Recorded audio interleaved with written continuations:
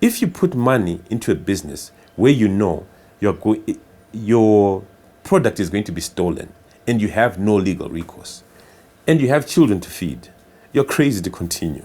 You know what I mean? So they're killing us. Each year, billions of dollars are lost to piracy. According to statistics company Statista, in 2017 alone, pirated video content was viewed over 230 billion times globally. Alarmingly, most of it was viewed in countries that have strict anti-piracy laws. Africa, on the other hand, has relatively been lax in their fight against piracy, save for a few countries, to the extent that it is actually very difficult to find a genuine copy of films, music, and software. Though pirating content is convenient for the consumer, the reality is that it has many unintended consequences. It has led to the collapse of many film industries across the continent. Cinemas have closed down, with many people losing jobs, and as one Zimbabwean filmmaker found out, having to start all over again. With Gringo the Troublemaker, we got together as a group of 4 friends, Enock Chihombori, the writer, Lillian Chidavaenzi and her husband, and Enoch's brother and myself. And, we said, well, this is a good story. Let's make the film and let's self-fund it, because we believed in the story. Gringo the Troublemaker is a big screen adaptation of a popular Zimbabwean TV comedy, Gringo, a film which starred Lazarus Bora, who played Gringo. The film was produced back in 2013 with the hope that the big names behind the project and the $25,000 budget would give handsome returns.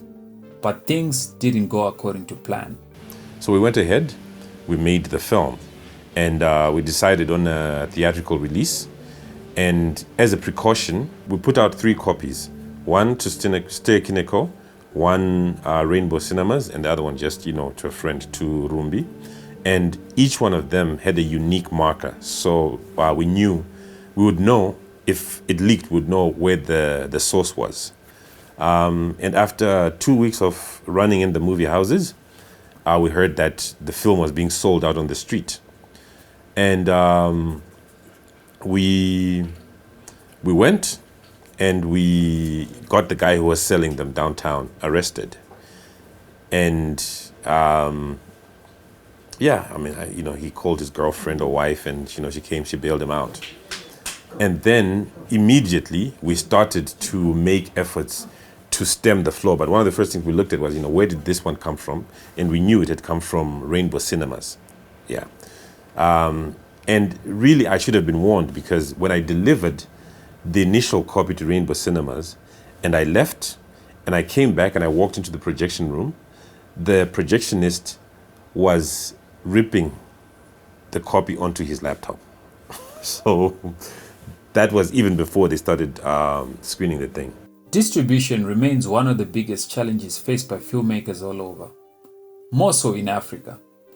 Traditionally, a production company makes a movie, they engage a distributor who markets and distributes the film to cinema, video-on-demand platforms such as Netflix, and to a lesser extent these days, on DVD. In Zimbabwe, on the other hand, filmmakers end up playing all those roles. But when it comes to piracy, even the filmmaking community is divided. Okay, my thoughts on piracy in Zimbabwe are quite different from the typical thoughts about piracy. Like, everyone hears piracy, be like, oh, enemies, we don't like pirates are killing us, da, da, da, da. But I look at it very, very differently. Yeah? I look at it as pirates are people who identified a gap, a lack in different aspects of, be it music, film, and whatever. They identified a gap in distribution. We're failing to get our products to the market. The market is the audience, right? And these people realize, there's a gap. People might like, say, Batman vs. Superman, a Hollywood film, right? Batman vs. Superman is out. I want to watch it on DVD. I'm in Zimbabwe, in Harare. Where do I buy it? There's no Musica, there's no, right? And sad to say, we are not a market for Hollywood films. We're not even on their map as a market, right? It's just residue to them. So if I want to watch a Hollywood film, where do I find it? I find it in the streets with the pirates, yeah? But it then affects me when it creeps into the local market, yeah? When they start selling local products. But then if you look at it from that same light, how are we distributing local products? Where do I go and buy Mukadota on DVD? Where do I go and buy Yellow Card on DVD? Nowhere, right? And so these guys have found a niche, a gap, and they're taking advantage of it, right? So for me as a filmmaker, right, I actually figured that you can't beat piracy here locally. So if you can't beat them, you join them. The reproduction and distribution of pirated content and goods is illegal under Zimbabwean law, but that has not deterred people from buying and selling pirated content on the streets. Lately, business has been so brisk that they are now operating fully registered businesses and renting shops. The levels they are now high. Actually, everybody's a pirate in Zimbabwe at the moment. The National Anti-Piracy Organization of Zimbabwe, NAPOZ, was formed in 2018, and part of its mandate is to enforce anti-piracy laws in Zimbabwe. The organization has carried out several raids targeting individuals and organizations pirating music, films, books, but it hasn't been without its own challenges. Yes, we raided the CD shops in Harare CBD. The culprits were all convicted, sentenced. It's unfortunate that the sentences were quite light and lenient. The law says a person guilty of an offense of piracy can be sent to jail for 2 years or to a fine not exceeding level 10, or about such fine and such imprisonment. But the magistrates have jurisdiction. They can even send that person to $100 fine. Anti-piracy organizations like NAPOZ usually carry out raids, and one such organization also played a role in helping Ben Mahaka track down the culprits who were pirating his film, Gringo the Troublemaker. We decided, okay, we're going to approach the police because people had told us, these DVDs were being manufactured in Mbare.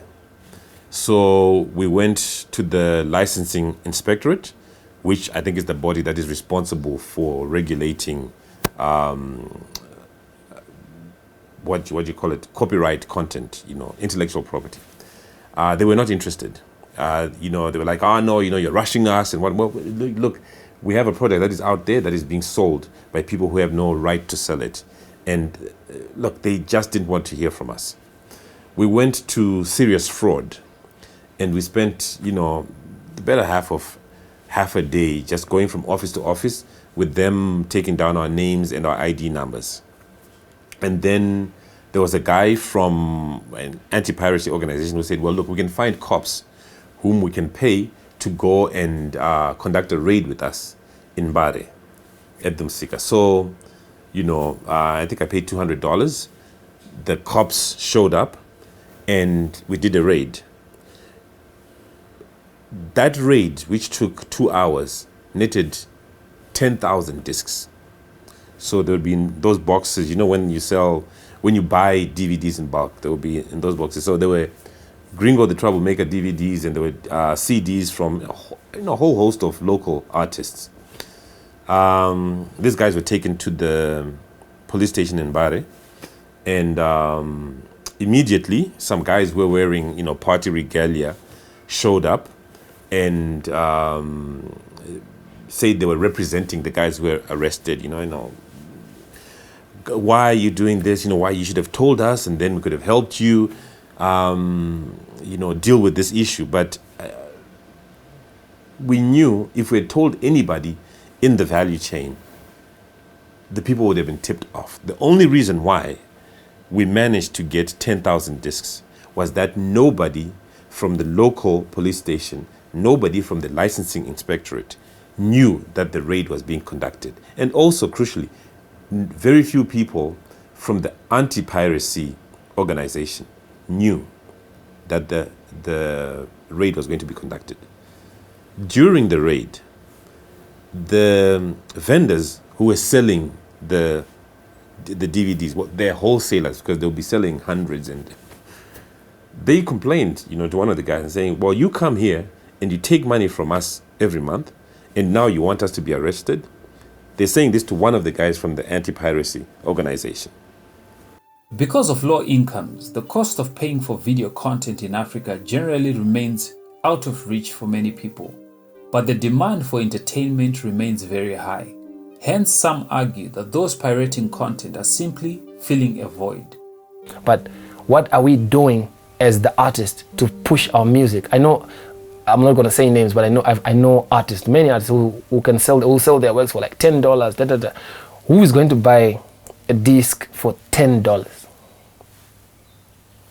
Even internationally, like everywhere, even if a movie comes out, if the same week, it's not really going to be going for $10. But here people are like, oh no, I want to sell for $10 because my music is not worth $1, or my film is not worth $1.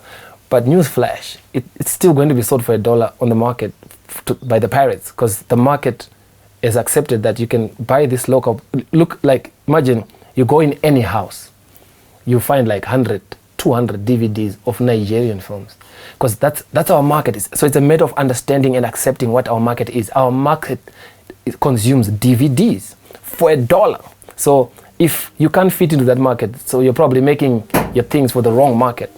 There's also an ugly side to piracy. Many Zimbabwean artists usually die in poverty, failing to pay medical bills and in most cases, homeless. In one instance, the star of Gringo the Troublemaker, Lazarus Bora, had to relocate to the rural areas because of financial hardships.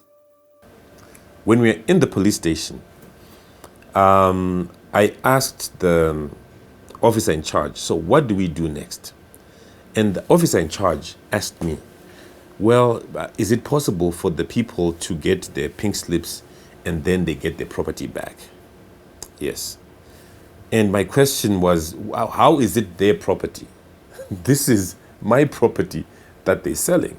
But this is the officer in charge at the local police station who, I assume, has gone through training and is risen in the ranks, for him to get to the position of an officer in charge.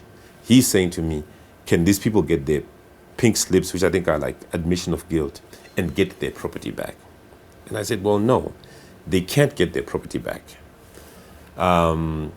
We were approaching elections at the time, and it was like, well, there's the possibility of this thing being seen as a political thing and whatnot. So we had to pull back,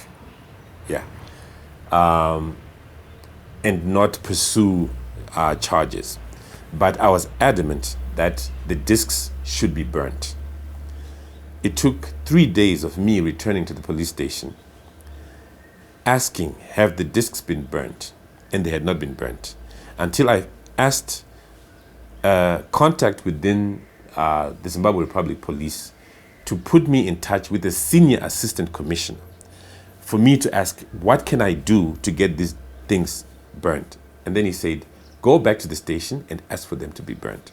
They were only burnt when I went back and I say to the dispo, Senior Assistant Commissioner so-and-so has told me that the discs should be burnt.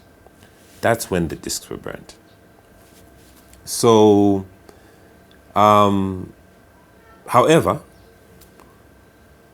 the discs continued to be produced and distributed all over the country. At some point, Enock Chihombori came from Botswana, and this was like sort of the kicks of a dying horse. Let's try to salvage the situation. Made some discs and tried to go around the country selling them. Everybody had watched it. Sadly, during the production of this film, Lazarus Bora, who played Gringo on Gringo the Troublemaker, succumbed to cancer. He was 47. The family had to fundraise for medical costs, yet he was one of the biggest comedians to ever come out of Zimbabwe. A stark reminder of the hidden costs of piracy. And I think more importantly, I think we lost the drive to make films for Zimbabwean audiences. You know, it makes more sense for me to make something for an NGO and get my production fees than to invest my hard-earned money in a film that I will not profit from, because I have no legal recourse really if somebody is selling my property. You know, a good example, a good analogy is, it's like somebody takes a branded cow or a bull and somebody steals it, and then they go and stand right in the middle of the village market, and the bull is branded Mahaka, you know, livestock, and the guy is selling it and saying, well, here, you know, have a piece of Mahaka livestock, let's kill it and let's braai it. And it's killed and it's braaied and the skin is hung there and it's written Mahaka livestock. And the local sheriff and his deputies are walking up and down and they're partaking in this braai, even though it's very clear that this is stolen property. That is an analogy of what happened to us. If somebody comes and steals something, whatever it is, it's a pen or a pair of underwear from the clothing line, or, you know, a cow or a chicken, the owner can go to the law, and that person is, if they're identified, they're arrested. As a producer of content, as a content producer, you know, whether you're a musician, you are a filmmaker, whatever, it's as if what you produce has no value. That's the impression that we get from law enforcement, that it's fine, it's all right, you know, it's all right to pirate audiovisual material. Because every day I walk around, there are cops walking around, and there are people right in front of them who are selling pirated content, local content, and nothing happens to them. If somebody steals a sweet from OK, they're busted. Somebody steals a film that costs $25,000 to make, which for us is a lot of money. Nothing happens. Nothing happens. So, yeah, that's our challenge.